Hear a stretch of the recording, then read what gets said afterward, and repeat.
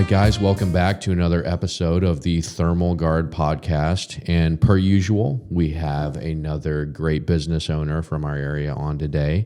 Everybody, I'd like to introduce Adam. Adam, thanks for coming on today. Yeah, thanks for having me. Yeah, and so we'll just really cut right to it. Okay. Just introduce yourself, how long you've kind of been in or from the area, and kind of what you're doing currently. Yeah.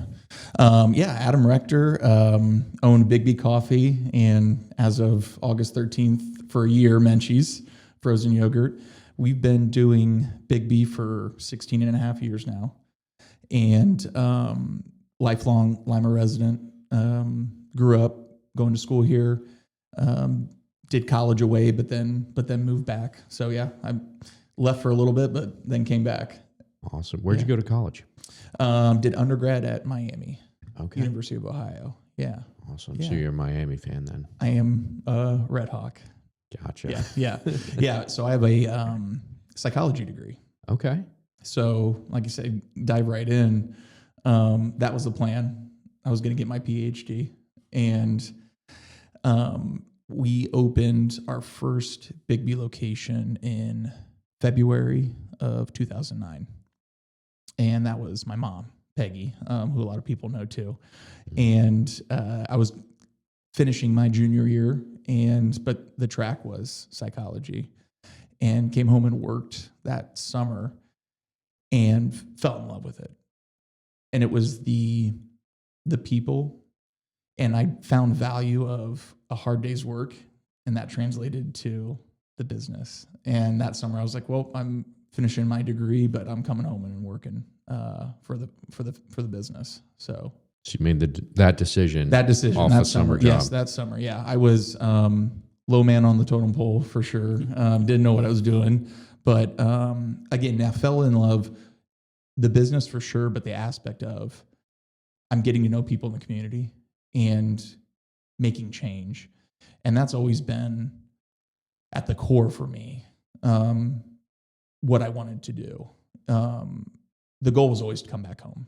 So graduated, worked for my mom until that fall, and then had an opportunity to buy a Biggby store in Maumee, Ohio. So it wasn't the right time for her to do anything, but I was like, I'm going to do this. I know I can do this.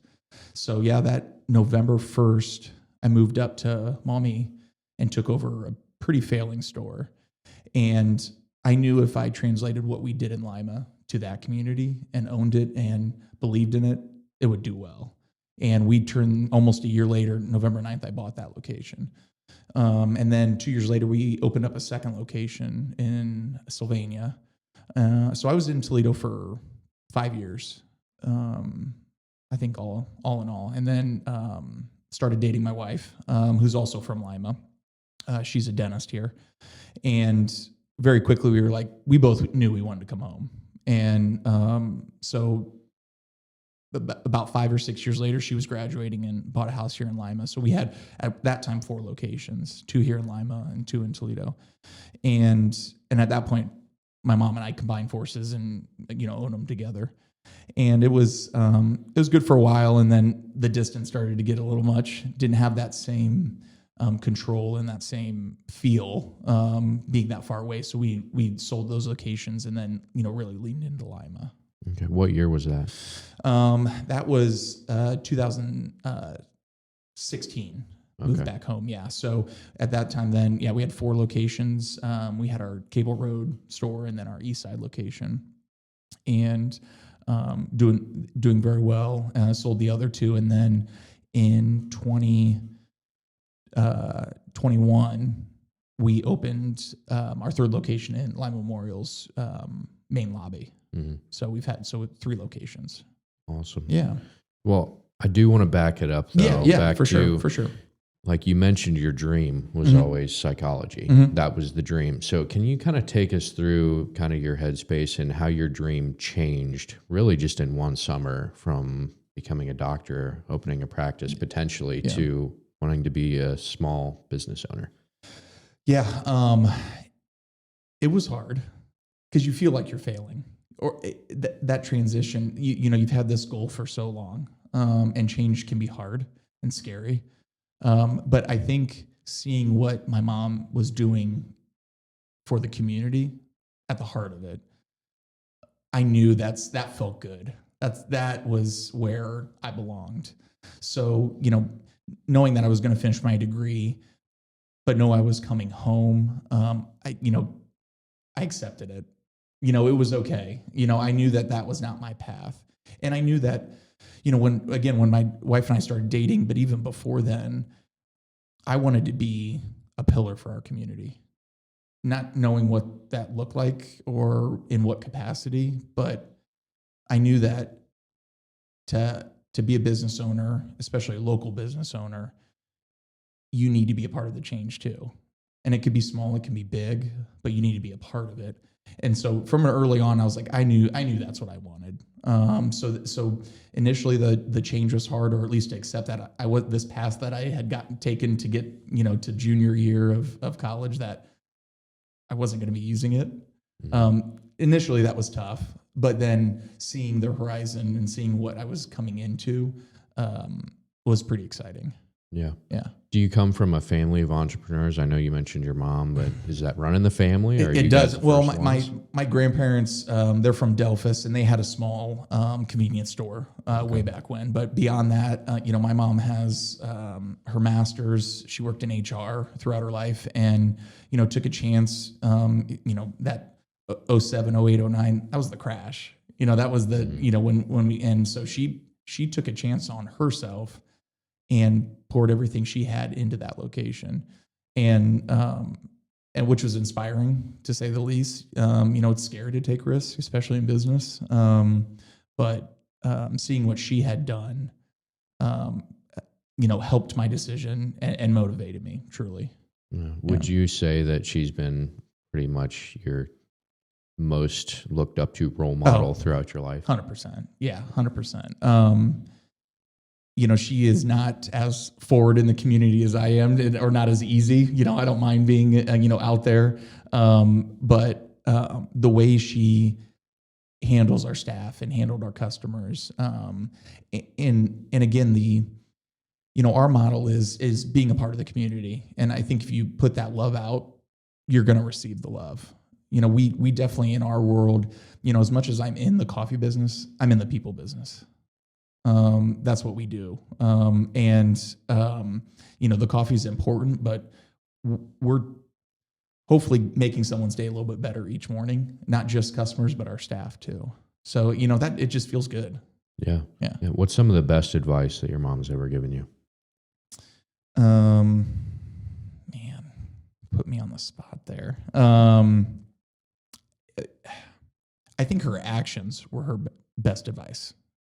She's not the loudest person. She puts her nose down and works. And I think that for me, that was the biggest. It is that hard work and dedication and authenticity too, I think. You can be a business owner and not be real too. And not be authentic and be on a surface level look like you're doing good. But man, she put her nose down and gave to the community. And that's for me, from an action, that's the biggest advice she gave me. Be a good person, work hard, be good to your employees. Yeah. Yeah.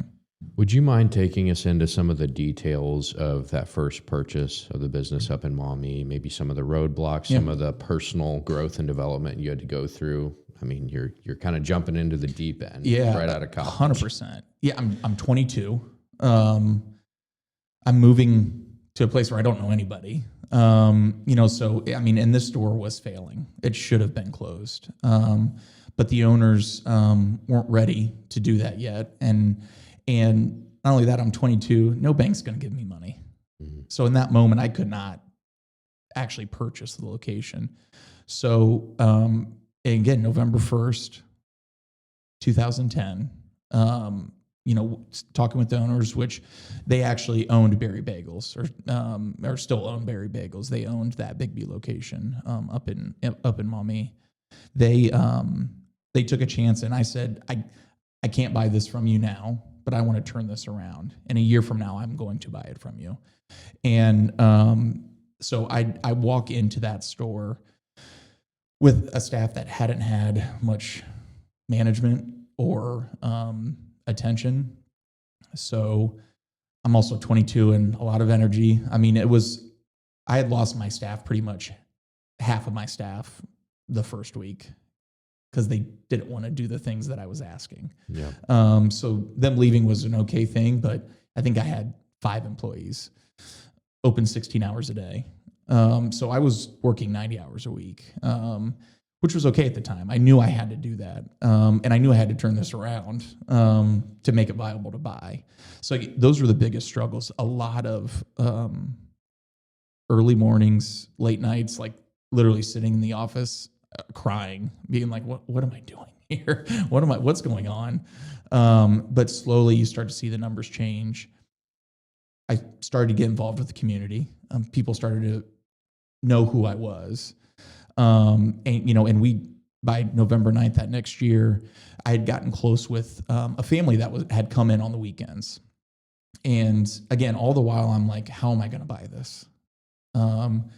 And started, got to know them, got to know their kids, their family. Their kids were about the same age I was. And they got to know my story, and they got to know the struggles, and understanding that banks weren't looking at me. There was no way I could purchase that in a year's time. And credit to them, one day they came and said, we want to be your bank for you to be able to purchase this. We see what you're doing, not only in the store for staff, but also for the community, and we want you to continue that.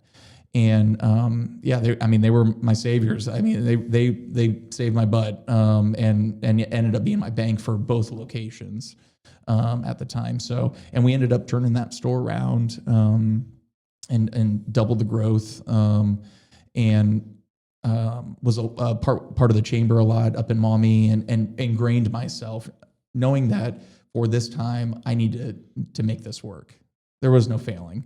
I needed to make it work. And that store did well. And then again, 2 years later, we opened up our second location up there. Awesome. Yeah. Could you maybe specifically name like 2 or 3 things that you did in the community up there to make an impact and really get to know everybody? Because it sounds like that was what turned everything around, was your network. Yeah.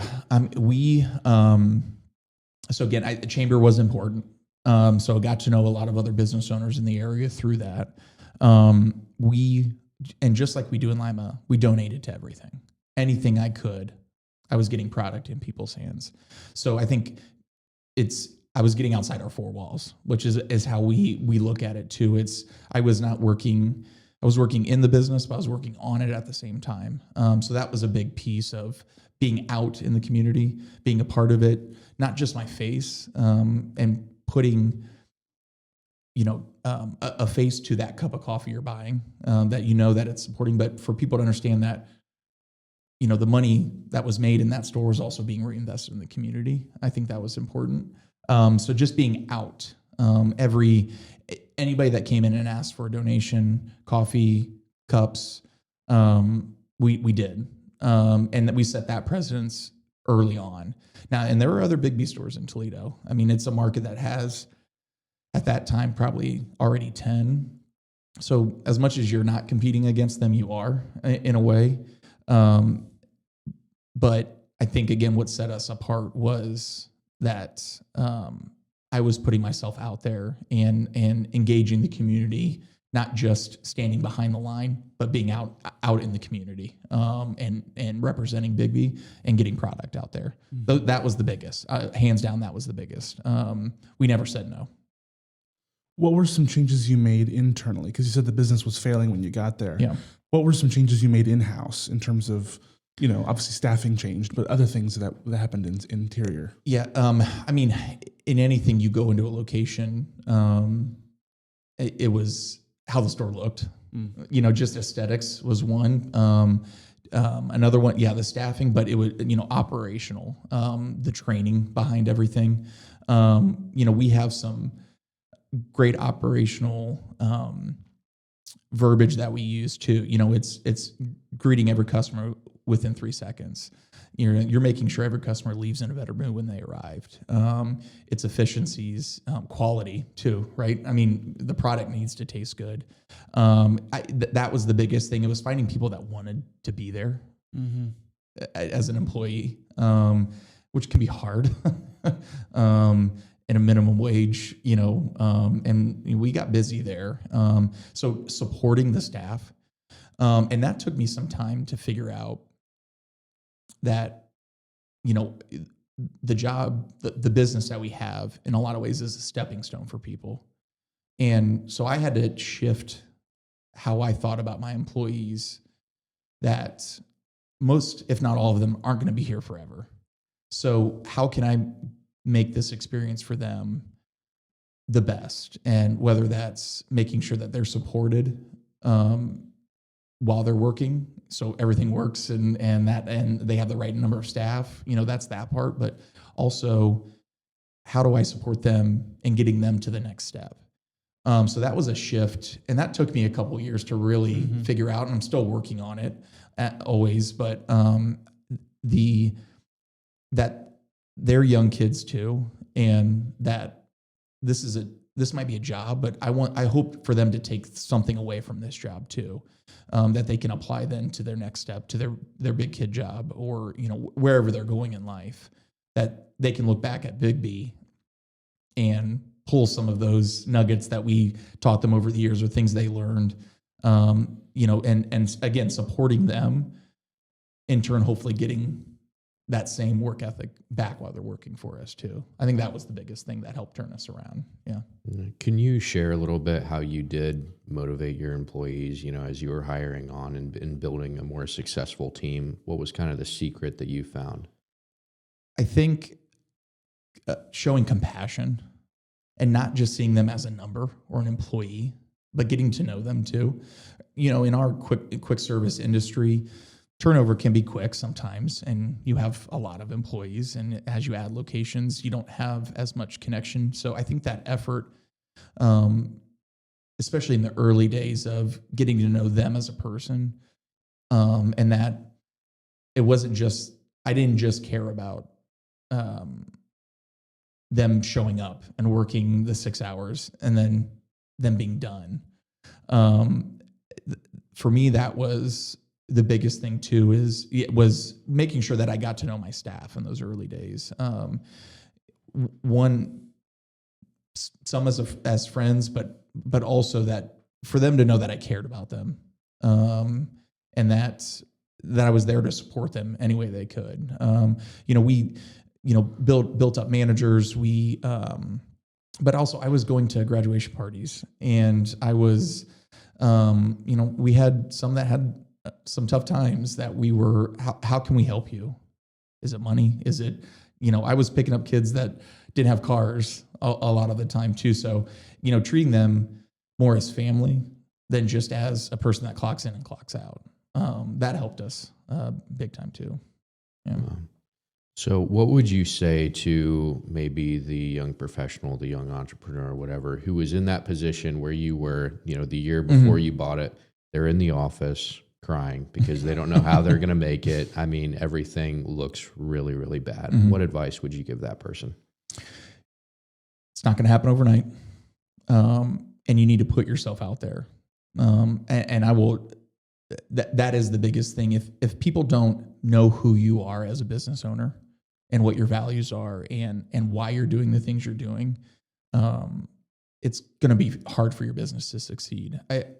It's putting, the personal side behind the business. Again, yes, we sell coffee, but we are in the people business. That's what we do. And I think the more that they can feel connected to you, so I think that translates to being a part of the community, hands down. I think, whether it's through your service or your product, people need to know who you are.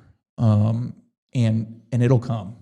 They believe in what you're doing, and they feel that you're genuine, and that you're running a business that cares not only for your employees, but the customers that come through. That will translate. It's hard not to.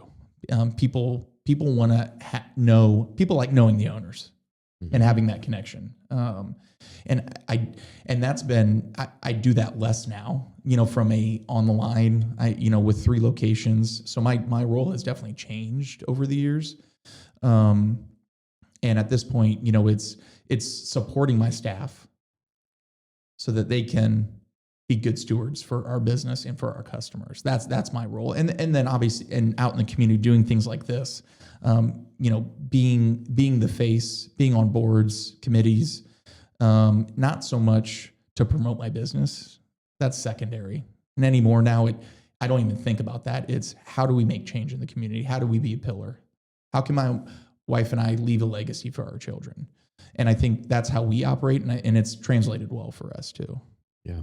Yeah. That's amazing. So could you take us through also your decision when you had the 4 locations to sell the ones up north, downsize a little bit? Why did you do that? Why didn't you just keep building and building and building? Why didn't you want 10 locations? Yeah. At the time we did, but we, again, my wife and I were, I think, newly engaged at this point, and we were both back home in Lima, and it was a struggle for control, having that hour and 10 minutes. It was hard for me to put the energy into those locations at the time that they needed. And it's not that they were doing bad, but you start to see little things of change, and not always bad, but we saw that that staff was changing, and that it was hard for me to be the face, the local coffee shop as the owner, being an hour away when we were focusing here, in this community, and we just didn't have the infrastructure, frankly, to be able to support them the way we should have or could have. So we found the opportunity. We found some local people that wanted to take over our stores, and had great conversations with them, and they were local, and we believed in what the vision they had for the locations, and so it felt it was the right time, because we knew we still wanted to grow in Lima. That was home base for us. So it was the right time to sell those, and to give someone else a chance to make their own name, to put a stamp on those stores for them as well. So, just kind of a personal question. Yeah. Would you ever do a seller finance to somebody, or be the bank for somebody if they came to you with a great idea and you had the position to do it? Would that be something you were ever open to? Yeah, because someone gave me that chance, and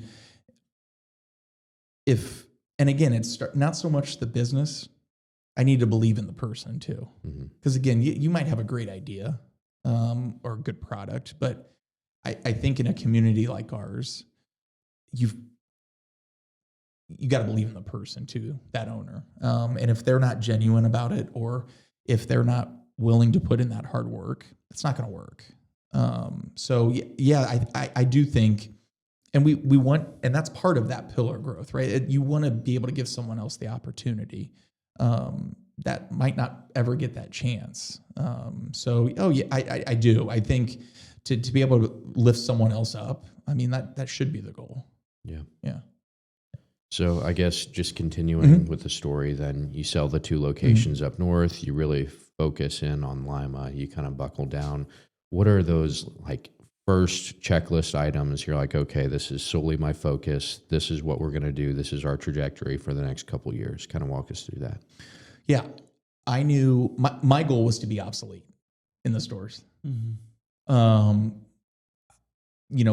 For us to grow, to continue to grow and to be successful, I had to work not in the business anymore. I had to work on it. And that means doing the things I'm doing. But with that, I had to have good people inside the 4 walls. So I think from, when my mom and I were still owners together, we had to create layers, and infrastructure within our company that, it went from managers to district manager to me. And one, it gave me an opportunity to to teach and to give people opportunities to be leaders, but it also made sure that the stores ran right. And how we've operated our locations when we have managers in is that it's your store.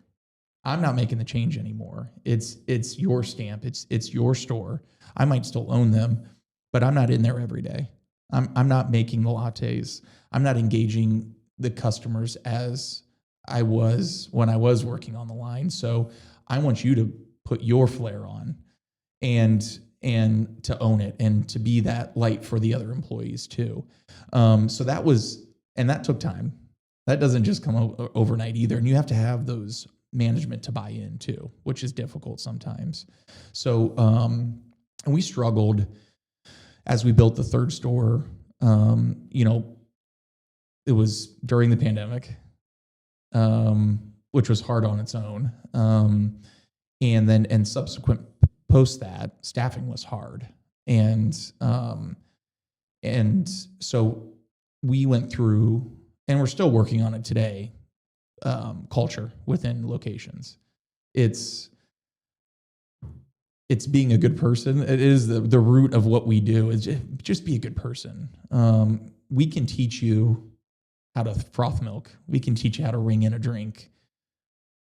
What's harder is how to engage customers and being genuine and being able to engage people.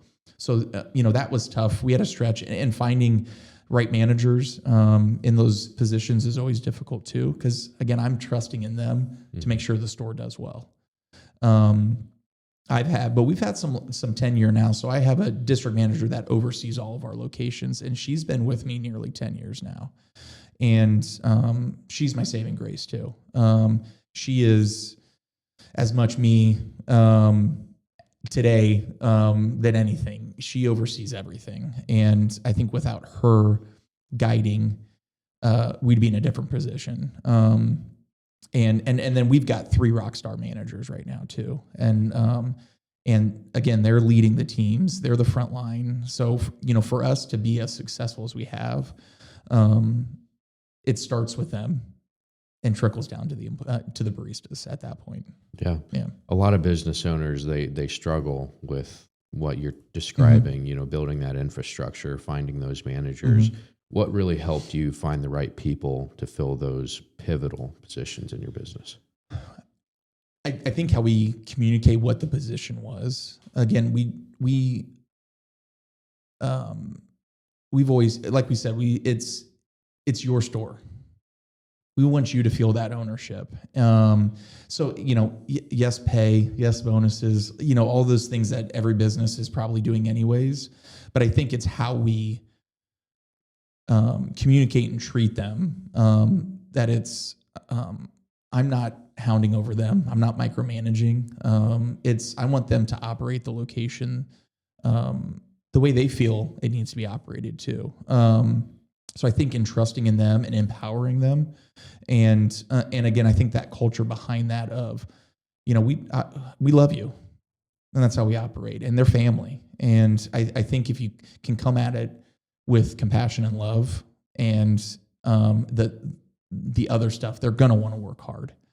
They want the store to succeed because they have that ownership.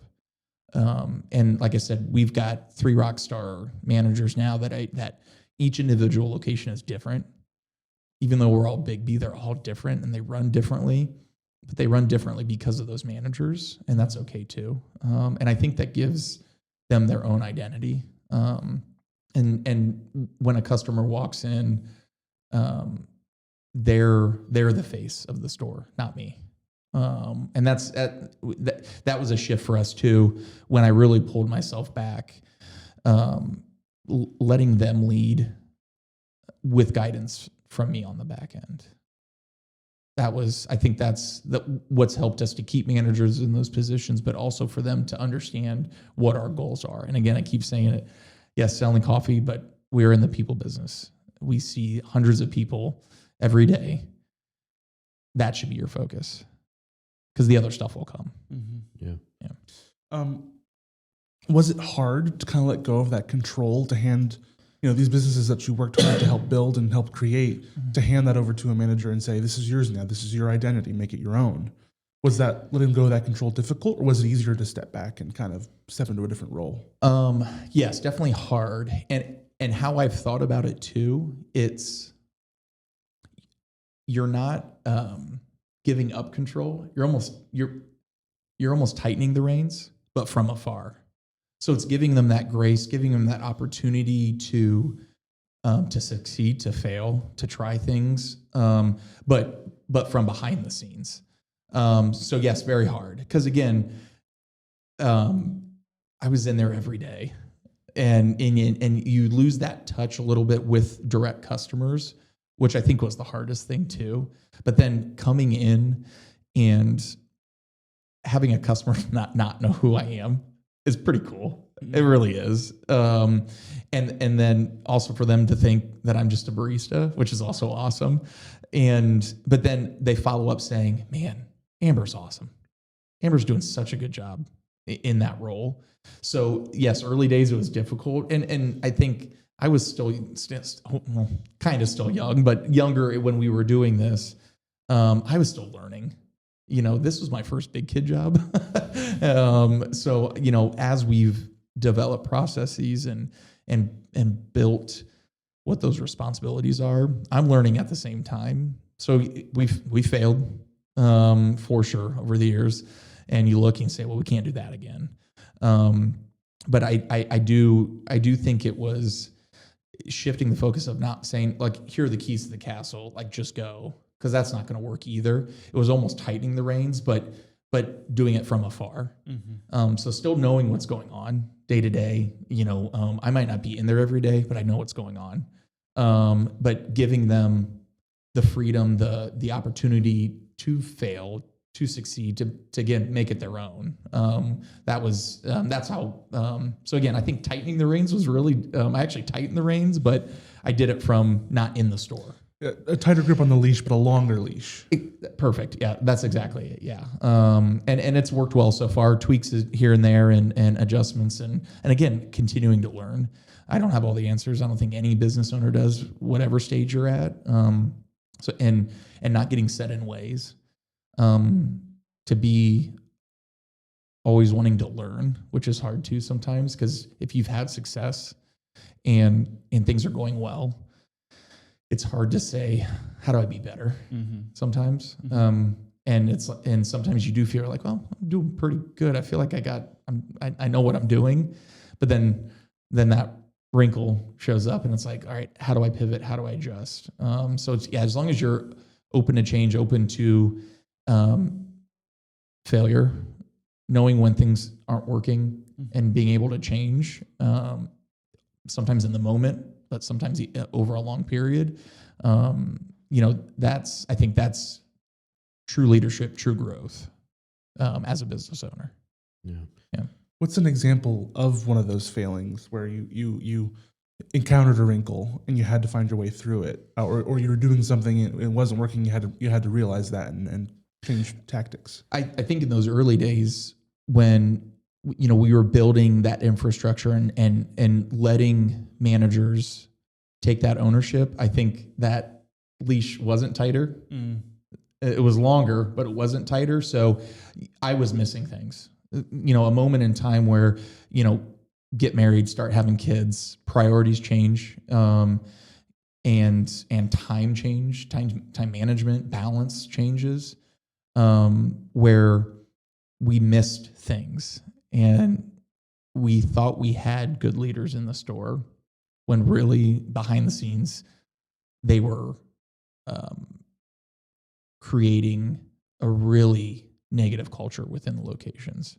And that's hard to really look internally and say, man, I failed there, or I was not doing my job as the owner and as the leader. And we don't always do it right, but I think we can see those coming sooner, or at least those situations. I think when we were really leaning on managers, those first couple years to really run the store, I lost focus of being the leader for them in a way. So that took some growth and learning, and to understand that, I just can't just here's the keys and go. They're new to this position too. They need support, and they need guidance, and they might look like they know what they're doing on a surface level, but we're taking on water. So we've had a couple instances of those over the years with managers and all, I think good people, but I think in this situation, we did not give them the support that they needed. So that's sometimes a hard pill to swallow, to really look internally and say, man, I didn't do a good job there.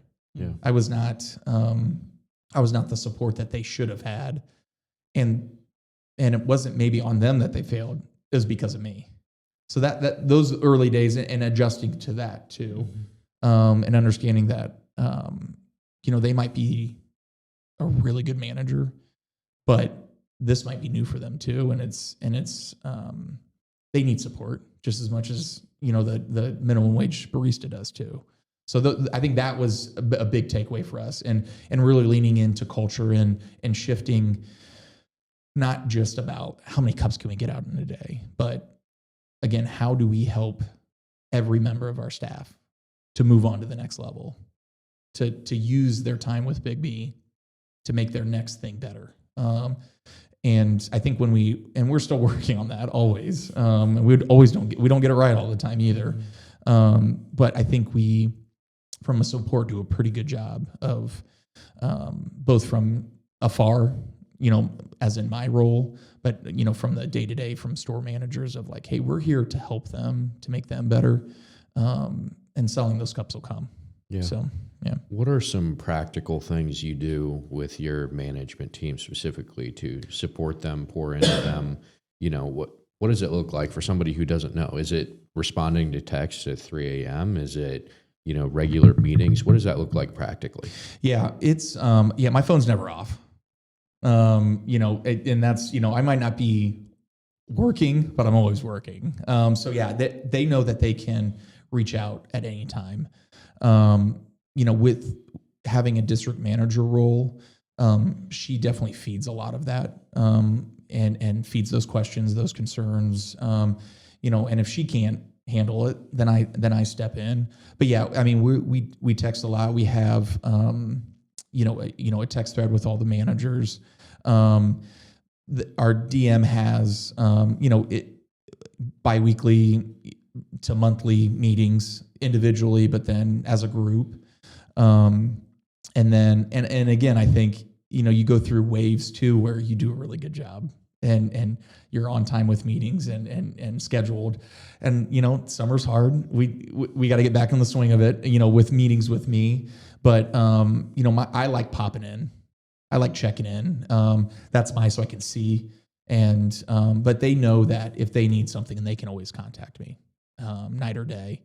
I think, I'll get texts at 5 a.m.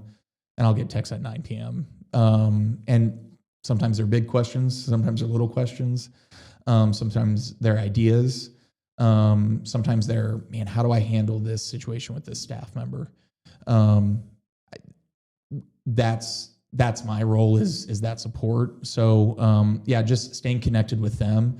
And it's because it gets harder to stay connected with the barista side too.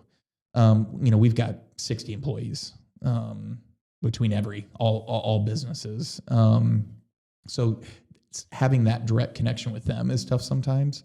But making sure that as long as the managers are feeling supported, hopefully that will trickle down to the employees too, the baristas. I don't always do it the best too, but I like, we have thank you cards, and it's not always scheduled, but randomly I'll see something or I'll say, hey, give me two names, two baristas that are just either one that's really killing it or one that maybe needs a little pick me up, and send them directly from me.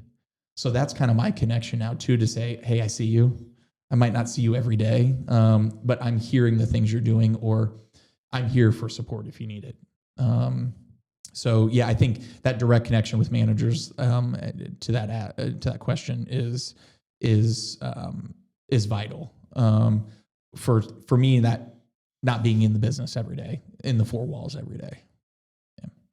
Yeah, that's so good. Yeah. One thing I also want to touch on too is, Biggby it's a national brand. It's a huge business, so I don't know if you guys call it a franchise or what you guys call it exactly, but I feel like there's maybe a stereotype or an assumption that if you own a franchise, maybe it's not as personal. And I feel like you've completely proved that wrong, So would you talk about that a little bit, how you turn like a national franchise brand into something personal in your small hometown business? Yeah. It's hard because we are a franchise. And when we started in 2009, it was us in the meeting place and gas stations for coffee. Coffee in QP, but let alone in gourmet coffee, it was us in meeting place. So in a small community like ours, rural community in a lot of ways, one, it was education. And I think from the get-go, and I have to give credit to Peggy, my mom, was, yes, we're a franchise, but we believe in this community, and the money we're making, we are reinvesting in our community, whether that's actual dollars or product donated, cups given, our time for service.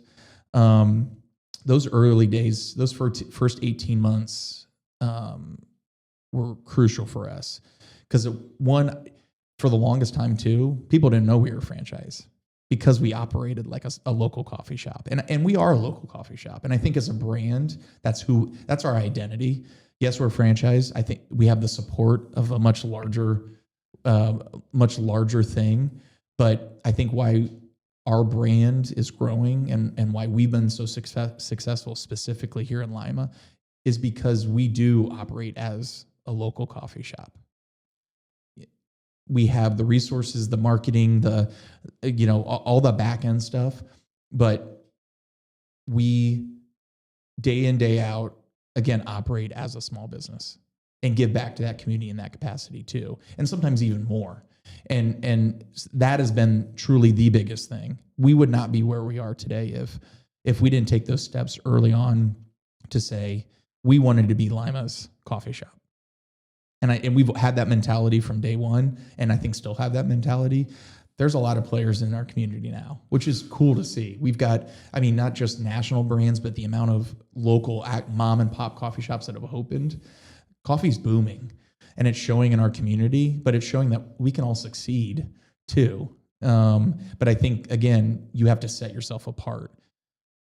Quality is one thing, price is one thing. Yes, that gets you to a certain point, but I think if they don't see you as genuine and have that tenure of year after year giving back, you'll fall off to the wayside.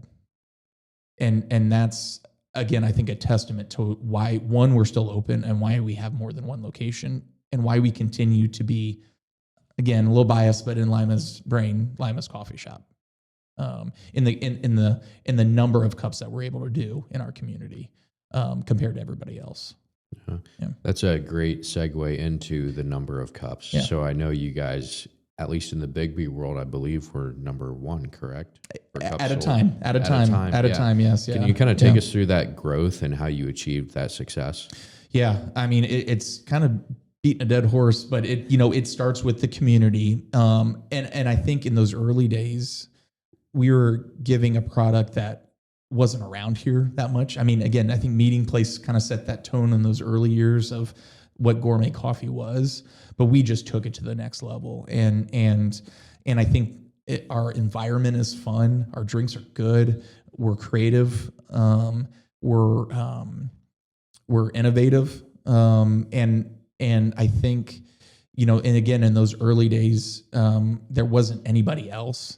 So, we just hit the pavement and just went after it. And yeah, in those first couple of years, our Cable Road location, now at that time there were probably, I think when we hit, there were 150 stores, maybe 200, but we were number one in the company, doing over 600 cups a day on average, for multiple years. And again, it was, I think people, they saw what we were doing in the community. And again, I'm going to keep saying that, but I think that's where it lies too. They saw us everywhere. We were everywhere. It's littering, but my mom used to put Biggby cups on top of a gas station in the early days. It's amazing. It's littering, but we wanted people to see the bee and to see, it's repetition. It takes 5 to 6 touches for a customer to become an avid customer. That's hard. And especially as more and more grow and more companies come in, more options are there, that gets harder and harder. So we have to rely on, yes, our product, but again, I think who we are as not just a company, but what we do in the community. Because the more options you have, there's loyalty for sure with customers, but there's also convenience. And if they don't know who you are or believe in what you're doing or see the good that you're doing to make our community better, they'll go somewhere else. It'll just happen, especially if they have other options. And I think if you can continue to believe that and understand that, yes, have we, man, we've lost cups. We have. We're not as busy as we were 5 years ago, but that's okay because you're seeing others succeed too, and I think is important. And there's just more options, but we're still succeeding because we still believe in that. Man, if we keep doing good, keep the message that yes, we're selling cups of coffee, but we're in the people business, that we care about our customers and the community, people will wait a little bit longer in our drive-through. And when they're driving around and knowing that there's maybe 2 other coffee shops before us, they're going to take the time to go out of their way and come to our location because they know us as owners, they know the manager, they know the baristas that are there. It's those connections, I think, that take it to the next level, that has the longevity of businesses, especially family-run businesses like we have in our community. There's some long-standing family-run businesses that are maybe not as busy as they once were, but are still around 50, 60 years, and everything in between. And I think it's because of that. I think it's the culture created. It's the give back. I mean, I turn to you. I look at you guys and what you guys do in the community, and that's not by chance either. It's intentional, but I think customers are craving that.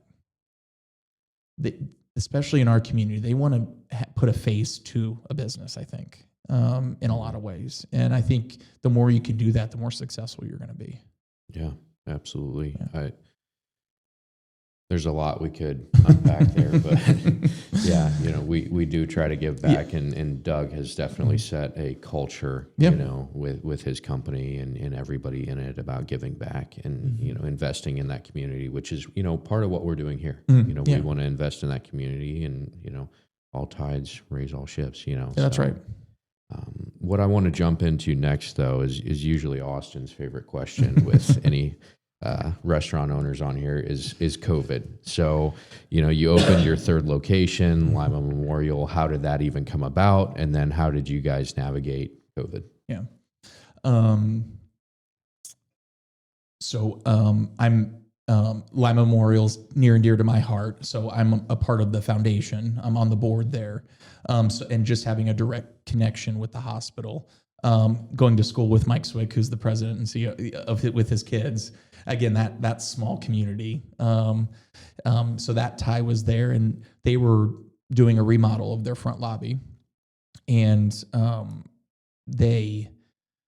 we started talking, and I said it would be really cool to have a location in here. one, not just for employees, but for the families that come in and day out, to have a treat in maybe a good time, but also in a bad time too. So yeah, when they were, it was in COVID that they did build out, and we were a part of that. And for us with COVID, we never closed throughout the time that, with those restrictions. Those early days were really scary though. I mean, it was, we have a lobby and a drive-through in 2 of our locations, thankfully. And as we were getting the hospital location open, it was kind of in towards the tail end, or the restrictions were lifting there too. So that one wasn't as difficult from an operation standpoint. But with the other 2, we knew we needed to be a place for everyone, and that's why we didn't want to close.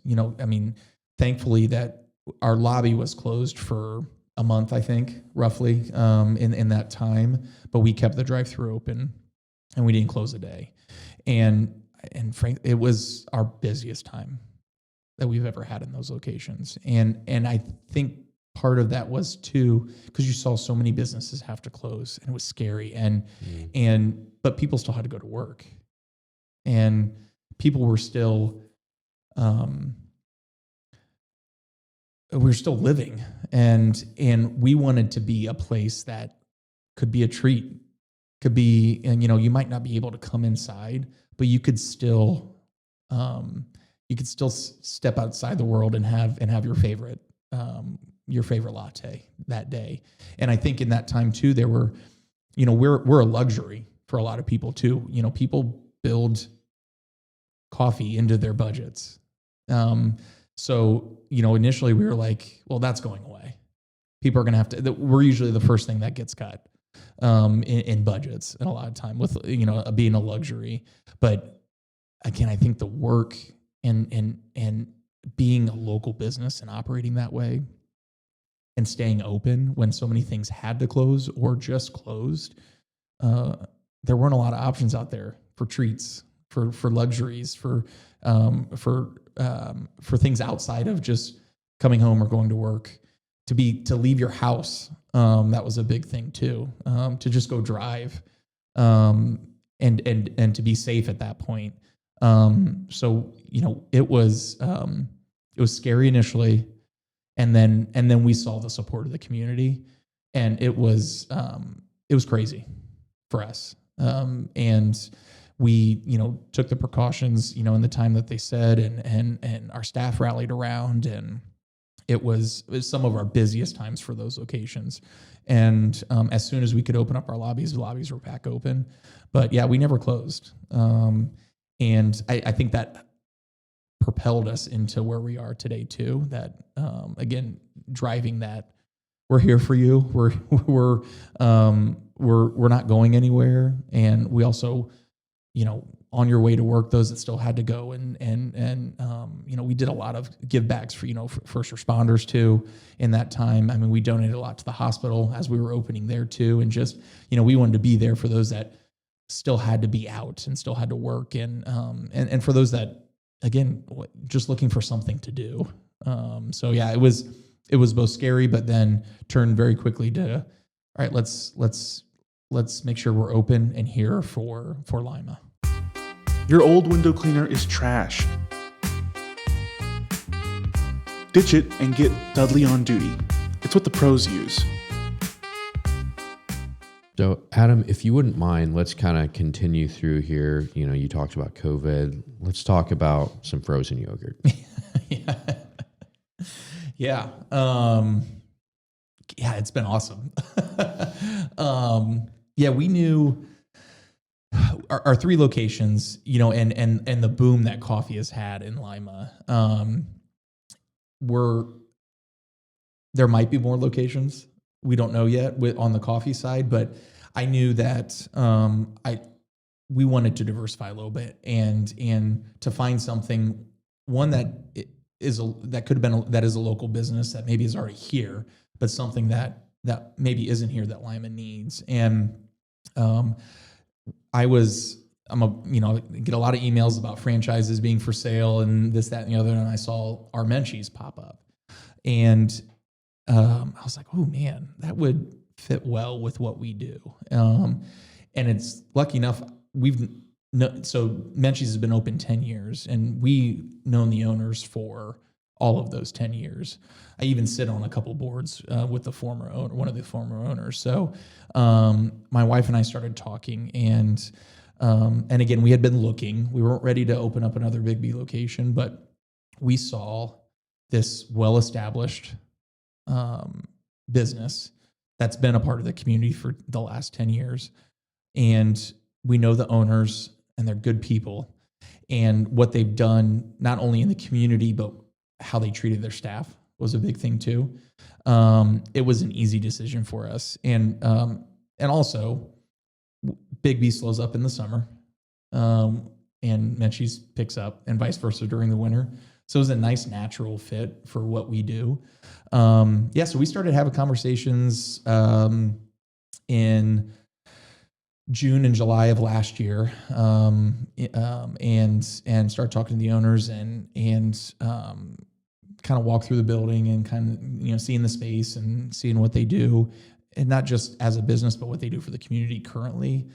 And I was sold right off the bat. Didn't know a ton about, because they are a franchise as well. I know the system. I know the franchise world. So for me, it would be an easy fix, but I know that we could still put the stamp of a local business, even more so than the current owners did, or the previous owners did.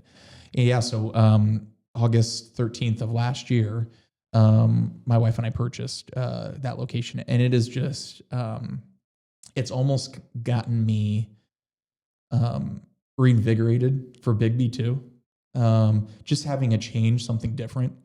But again, at the core, we operate it like we have for Biggby. It's how can we give back? How do we treat our customers right? How do we treat our employees right? And we're growing in this last year, and the franchise as a system aligns with who Biggby is too. So that's been a really nice and easy transition, and really nice to blend into what we do. But yeah, we've been off to the races at that location, and frankly, we're probably going to have more of those. We're going to start looking at more locations, Menchie's locations here in the near future, hopefully. Awesome. Can you talk about, you talked about how they really mesh well together, and, they fit well with Biggby, but can you talk about some of the differences and maybe some of the things that came up? You're like, okay, this is different. I got to handle this a little bit differently. Yeah. Staffing's different. I think attention to staff's a little different too. So how we operate with Biggby, it's very barista driven. They're making everything and then handing the cup to the customer. Where in Menchie's, it's customer driven. You're pouring your froyo into a cup and putting the toppings on, and our employees are wringing them out essentially. So I had to learn. That was a shift in how do we make that experience just as good when it's really all done by the customer. So that was a little bit of shift. There's a lot less staff, at a time. But to be honest, it's very similar to how we live culture-wise, how we, engage the customers, engage staff. It's a happy place, and that's what we do at Biggby. So it's been very similar. So I think that's why it's been such an easy transition to add that to our world, and to take things, how we operate with our baristas and staff from Biggby and translate that a little differently, and how it was operated prior. The previous owners were amazing, but they were definitely more involved than I was, and I've kind of adopted that same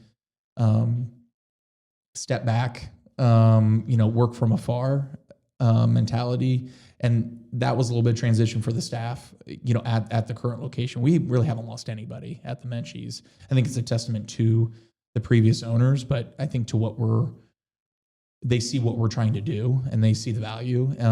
So it was, I think, more of an adjustment for them, not seeing me every day, or seeing the owner every day.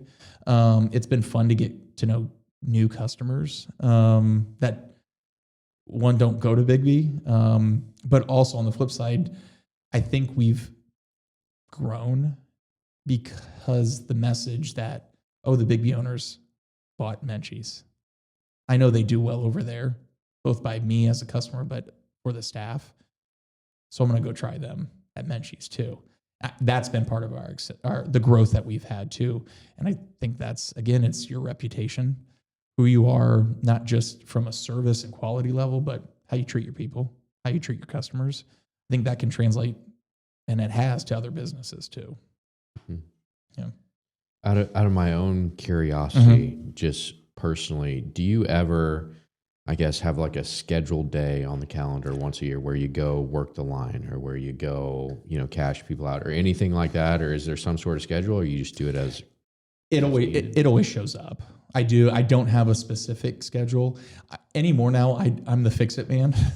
So, yeah. I don't make a lot of things anymore. It's a brewer's broken, or we got a leak here, or that's when I show up a lot of the times, from a presence standpoint too. I try as best I can to get on the line. As we add more, and the other things I'm a part of, they take up time. But I try as best I can to be a part of that. In this last year, it's definitely been more on the Menchie side, of ringing people in and those sort of things. But not as much as I probably should or like to be on the line like that. But you're right. It is still important for them to know that, for them not to think that I'm just, collecting checks, that I'm actually doing something. I mean, I wouldn't think anybody thinks that, but Yeah. like you're saying, you're a business owner, you go where you're needed, and that's where you're needed most. So I was just kind of curious. Yeah. It's not would like to do it more, but it's definitely, I get something's not working. Yeah. Call or text. That's my big most of my time these days. So as it should be priority number one. Yeah. Wow. Well, you got all these businesses now. You talked about a little bit of the future, maybe more Menchie stores. Can you maybe touch on what some of your goals are in the upcoming years? Maybe things you'd like to change, do differently, add to, anything like that? Yeah, I mean, we've got growth of all locations would be awesome. The Cable Road location will be 17 in February. Our East Side location is coming up on 10 years. The biggest thing over the horizon for us is there's going to be a lot of updates in the stores. And I'll be the first. Our stores look tired right now. We do. And it's time for remodel. It's time for updates. So, over the next 12 to 18 months, you're going to see the inside of our stores look different. And that I'm so excited. Cause we do want to be the place. We want to be an oasis for people. We want to be that space for people to have meetings, to come grab a coffee with a friend, to have an interview. And I think our goal, is we want, not only from a equipment standpoint, but we want people to be proud of our stores. When family members and clients come in and whatnot, we want them to choose us to have that meeting, to say, hey, I'm taking you to my coffee shop. And I think that's partially starts with how it looks. And we're definitely due for some updates. So I think, if you're a Biggby lover, and have been with us and stuck with us, you probably come in and we're showing our age a little bit at our locations. So we're definitely due for some updates. So that, I mean, for the horizon for our current stores, be on the lookout. There's going to be some cool things coming, updates, better technology. Aesthetically is going to look different. Warmer colors and just updates in general for our locations, again, to serve the community, to be that place for those. And then, on the Menchie side too, we'll be doing some updates in that store. That store's 10 years old. Light updates there. And I think, just continuing to be, for me personally, to keep striving to be a pillar for the community. To continue to give guidance and to be a light and to be a resource for anybody. I align myself with committees and boards I'm on because I believe, one, in the business that it is, but also the message that they're getting across. And the business side is secondary. It's how do we make that organization thrive, but also how does it impact the community too? And so for me, that's my passion is supporting those nonprofits and businesses that I've aligned myself with to help them grow too. That's the other pillar for me. Yes, businesses want to continue there, but to see others succeed in our community, I think is by far most important thing. Gotcha. As somebody who does sit on a lot of boards and committees and things like that, what is one thing that you really want for our area that maybe we're lacking in right now? Man, there's so much good going on. We're sitting in it right now. Yes. I think that needs to continue. And I think it needs to continue outside of downtown. So that's where I think it needed to start there, and I think you're starting to see it outside, of these blocks, of these buildings. I mean, the people that are doing it are visionaries, and they're able to do it, and it's awesome. But how does our generation, our age, the next 10 years help with that? And to move outside of just downtown, because most of my locations aren't.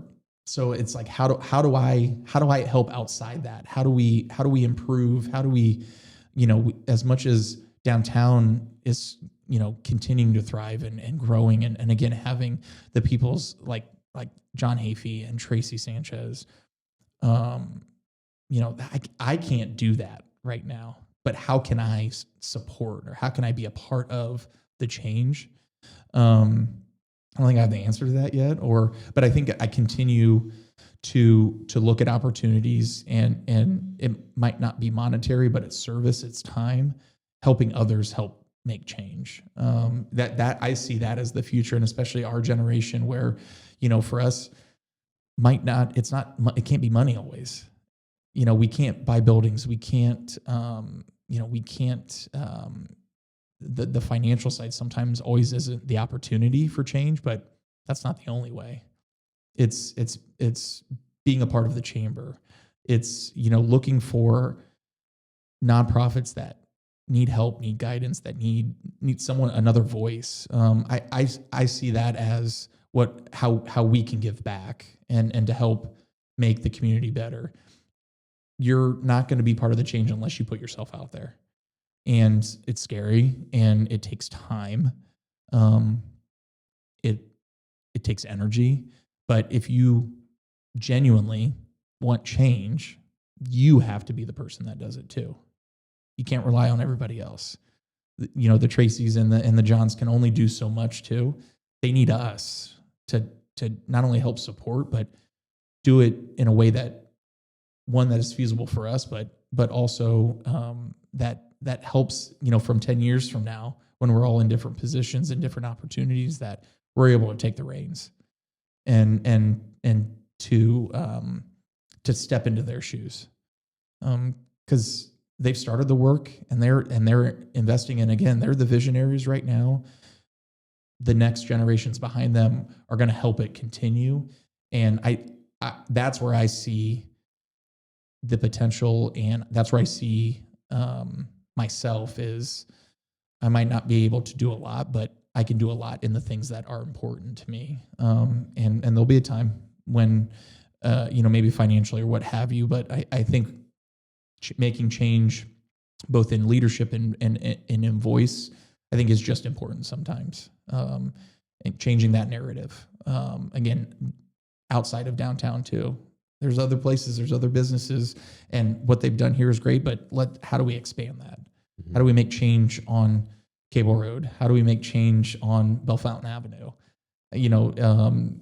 One of those two of my stores are, but that's how it's how do you affect and help those that might not be getting help right now. So that's how I see my future moving, is doing the pieces that I can and that I find passion, that I find value, aside from business, but what makes me feel good too, and using my resources and using my talents to help someone else too. So yeah, I couldn't agree more. Yeah. Well, I think we should transition maybe into one of our final segments here. It's called our quick fire question segment. So it's just where we hit you with some quick questions. You answer as fast as you can. Okay. I think I know the answer to the first one, but we'll ask it anyway. Okay. Tea or coffee to start the day? Coffee. Coffee. 1 cup? A whole pot. Whole pot. Mm-hmm. You always make it at home? Yes.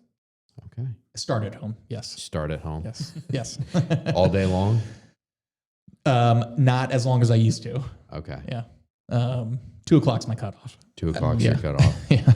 That's awesome. What is your favorite local business besides your own? I got to think hard. Favorite local business. It's my kids, and it's Sky Zone. Sky Zone. That's awesome. Love the model. Yeah. Love the business. Local owners, and it affects my kids. So that's easy amazing. way to waste energy. What is one word to describe entrepreneurship? People. That's so good. That's really good. What is the biggest business myth? Ooh, that for me, and I'm speaking to me, I think that even if I'm not in a location, that I'm not working. I'm always working. When I'm golfing, I'm working. Yeah. When I'm with my kids, family vacations, I'm working. Mm-hmm. For the most part. Yeah, I think people, if they don't see you, or that it's, they might see the business being successful and that it's all roses, and it's not. That's really good. So I guess one last question I kind of have is there some sort of quote or piece of advice besides what you shared earlier that you've kind of clung to throughout this entire journey? I'm because it is. I'm going to say it. I'm not in the coffee business. I'm in the people business.